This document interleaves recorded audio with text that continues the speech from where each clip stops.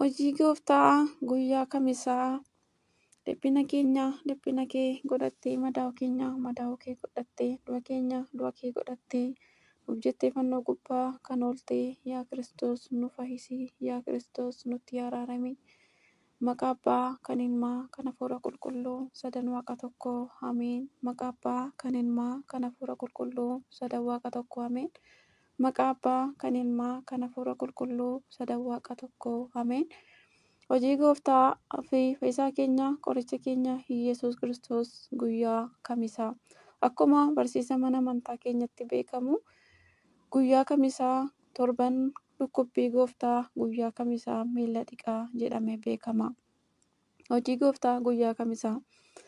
Guyyaa miila dhiqaa. Guyyaan kun guyyaa Gooftaan keenya Yesuus Kiristoos gadi of qabiinsa, jaalala, ajajummaa akkasumas maalummaa tajaajilaa barsiisaa fi gorsaa miila duukaa bu'oota isaa dhiqee waan ta'eef guyyaa miila dhiqaa jedhamee waamama.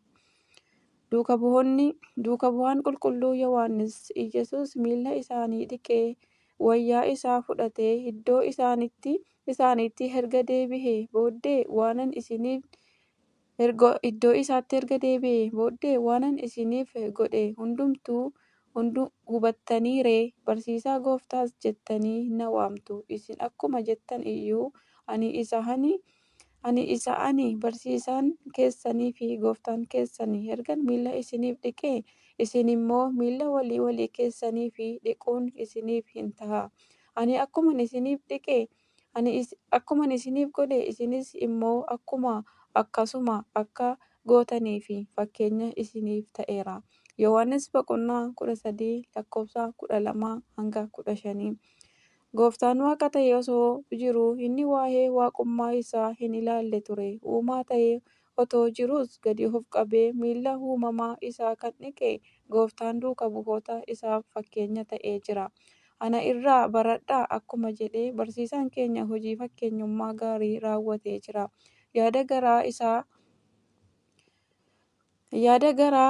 garaa isaa Yesuus Kiristoos qabu ture qabaadhaa. Inni bifa waaqummaa isaatiin utuma jiruu ulfina waaqummaa isaa abbaa isaa wajjin wal isa qixxeessu wanta qabatanii itti hafatanitti hin lakkoofne. Inni gadi of deebisee hamma du'aatti hamma fannifamee du'utti iyyuu abboomamaa ta'e. Faarsaa Daawit Filiphos 2:5-8. Guyyaa icciitii jedhamees ni beekama. Gooftaan keenya fayyisaan keenya Yesuus Kiristoos erga miila duukaa bu'oota isaa dhiqee gadi of qabiinsa barsiisee booda kun foon kootii nyaadhaa kun dhiiga kootii dhugaa jedhee aarsaa kakuu moofaa diigee guyyaa itti aarsaa kakuu haaraa kan ta'e itti qurbaana itti hundeessedha. Yesuus buddeena fudhatee eebbisee cabsees bartoota isaatiif kenne. Fudhadhaa nyaadhaa kun foon kootii jedhe. Xoofoos fudhatee Waaqayyoof galata galchee isaaniifis kenne.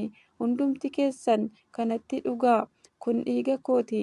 Dhiigni kun kakuu dhaabbate sana cimsuudhaa fi dhiifamuu cubbuu namoota baay'eetiif dhangala'a. Maatewos 26:26-28 jedhe. Kunis ilmi namaa foonii fi dhiiga isaa fudhatee isa wajjin tokkummaa fi jabinaan akka jabaatu jiraatuu fi akkasuma diina seexanaa mo'annee injifannoo argannee mootummaa Waaqayyoo keessa qooda akka qabaannuu fi humna mo'ichaa kan nuuf kennedha. Guyyaa kadhannaa kamisaas ni jedhama. Guyyaa kana halkan Gooftaan keenya gara Geetesemaanii dhaquun hanga harka Yihuudootaan qabamutti kadhachaa turedha. Icciitii kadhannaas nu barsiisee jira.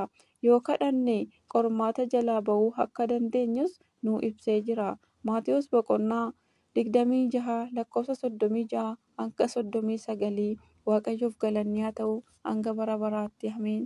Nutis dubbii isaa kan inni nutti agarsiise gadi of qabummaa fi kaasoominaa kan nutti agarsiise guyyaa irraa kanatti jireenya keenya gara fayyinaatti inni kan jijjiire Waaqayyo Gooftaan maqaan isaa ulfaatu dhiifama araara isaa nutti nu yaadachuun yeroo hundumaa dubbii isaatti eegamnee akka deddeebinu fedhaaf jaalala Waaqayyoo nuuf haa ta'u. Galanni Waaqayyoof haa ta'u.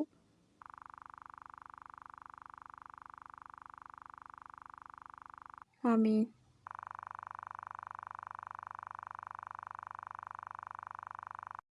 Hojii Gooftaa. Walaloo Hafuuraa. Maqaa Abbaa, kan Ilmaa, kan Hafuura Qulqulluu, sadan Waaqa tokko. Ameen.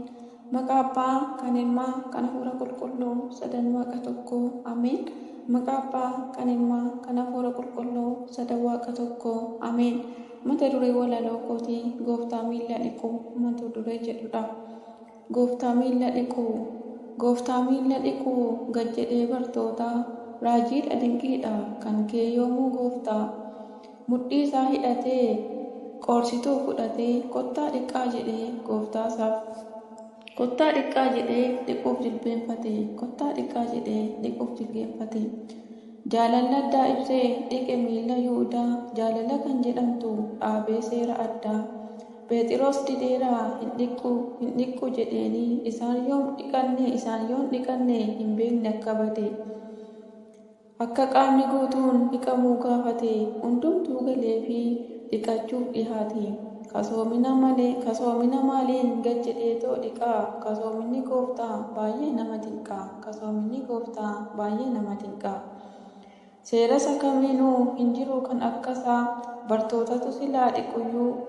Bartootayyuu silaa kan dhiqu miilla isaa. Seera addaa hundeessee dugda isaan gad jedhee barumsaan nu dhiqee. Barruu isaan nu dhiqee qulqulluu nu godhee. Barruu isaan nu dhiqee qulqulluu nu godhee. Akkamittiin mootiin garboota isaaf gad jedhaa. Akkamiin Waaqayyoon uumamaaf gad jedhaa. Gooftaan miilla duukaa bu'oota isaa akkamittiin dhiqaa. Dhugaa dubbachuudhaaf baay'ee nama dinqaa. Dhugaa dubbachuudhaaf baay'ee nama dinqaa. Isaan akka wal dhiqan miilla gad jedhanii jaalala qofaanii akka beekamanii. Wal dhiqaattiin jedhee ajajee bartoota fakkeenya akka taanuuf warra azaabotaa. Dhiiga isaa fi foonsaa aarsaa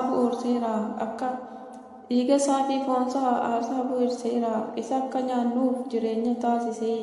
Gaafa guyyaa kamisaa seera addaa nuuf dhaabee. Harka isaa qulqulluun jaalalaan nu qabee.